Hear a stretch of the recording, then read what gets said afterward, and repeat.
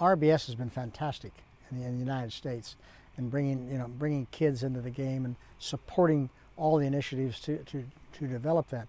So with them doing that here also in their home country, I think it's fantastic, and it's the importance of it is I think it's not only important to the game of golf, but I think it's really important to the Royal Bank of Scotland to be able to bring people in and bring these kids in.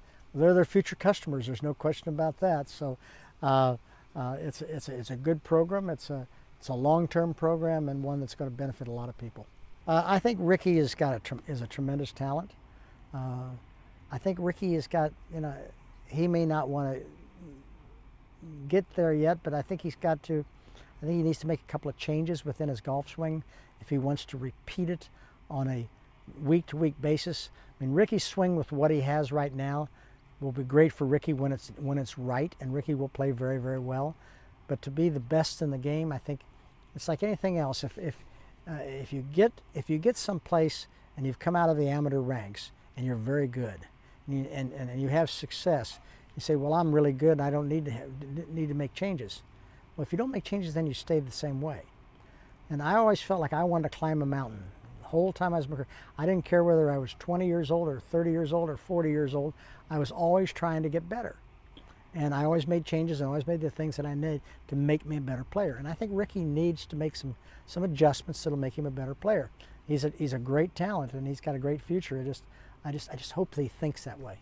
He called me just before the Memorial Tournament to tell me he couldn't play. And I was sort of expecting that because I knew he was still in a boot on his foot. But he said that he was struggling with it and he didn't know when he was going to be able to play, but he was hoping to be able to play at the U.S. Open. Well, obviously he couldn't play at the U.S. Open, and he couldn't play then a couple of weeks after that when he was supposed to play, or I think it's this week was his tournament. And so I don't really know. I mean, I don't know how bad his knee is. I don't know how bad his Achilles is. He's had 4 operations on his knee. Knee can't be real good, and he has to brace into that every shot he hits. And can he handle it for a little while? Yeah, but he won't handle it for a long period of time. There's been several guys on the tour that have had knee replacements. I mean, Peter Jacobsen had one. Fred Funk has had one. Fred Funk's back playing very, very, very good golf. Peter hasn't played that much, but Peter still plays pretty well when he plays. But Tiger's pretty young. I mean, he's only 35 years old. I mean, these guys were in their 50s and they had this done.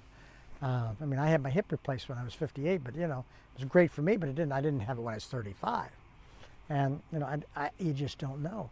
I mean, certainly if Tiger gets his health back, Tiger will win again, and he'll win quite a bit again. And will he break my record? Probably, if he's healthy. But if he's not healthy, it's not, and what I told Tiger on the phone, I said, look, Tiger, I said, I've told you this before. I said, but nobody wants their records broken. That's a given.